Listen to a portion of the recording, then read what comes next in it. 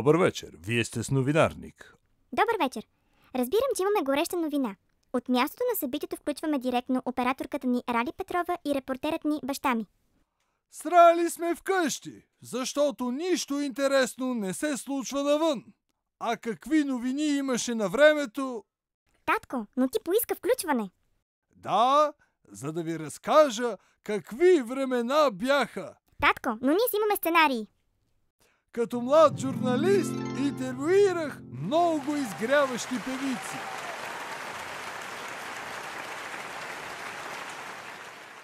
Здравей! Приятно ми е, Лили. Другарко Иванова, очаква ви знаменита кариера. Виж какво? Съвсем не смятам да остарявам на сцената. Мисля, че човек трябва да се оттегли на време. Тогава не е ли време да се оттеглим към моята лимузина?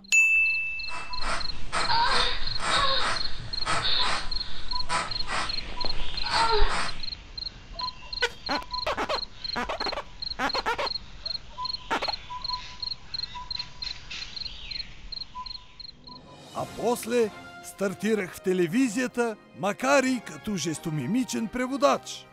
Искам да кажа, че играхме 2 нива под своята първа класа, която изпреварва 4-то ни чувство.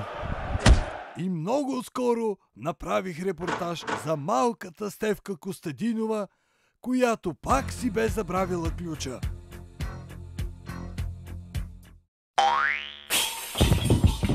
И не, че се хваля, но станах първия български журналист в космоса.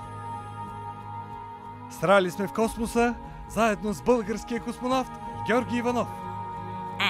Къде е операторката Рали Петрова? Те нямаха това предвид. Тя още не е родена. А след космоса за мен имаше само едно по-голямо предизвикателство. Тато. Другарю Живко, ще ви разкажа виц, след който няма да ме пратите в Белене. Надявай се, младъж. Знаете ли защо Христос винаги печели играта на жмичка? Броя до 5 и отварям очи.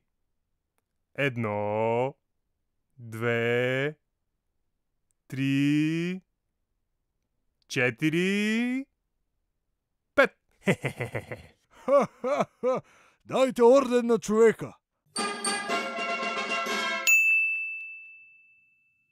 А днес нищо вълнуващо не се случва в медиите. Освен това. Какво ли ще кажете от СЕМ за това? Най-добре е да ги умилостивим с цензурираната ни версия на филма «Смело сърце», която направихме специално за тях.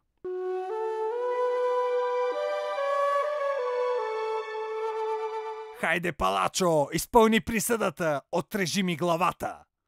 Не мога, Гого Лозанов е в тълпата и гледа.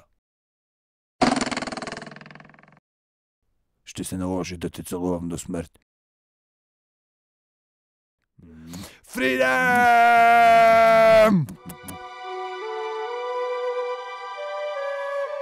Ей, Гого, ти майката на този филм, бе. Това беше всичко от новинарник. Очаквайте ни следващата седмица. Ах, Лили, за толкова време не си мръднала! Аз съм Поли Генова.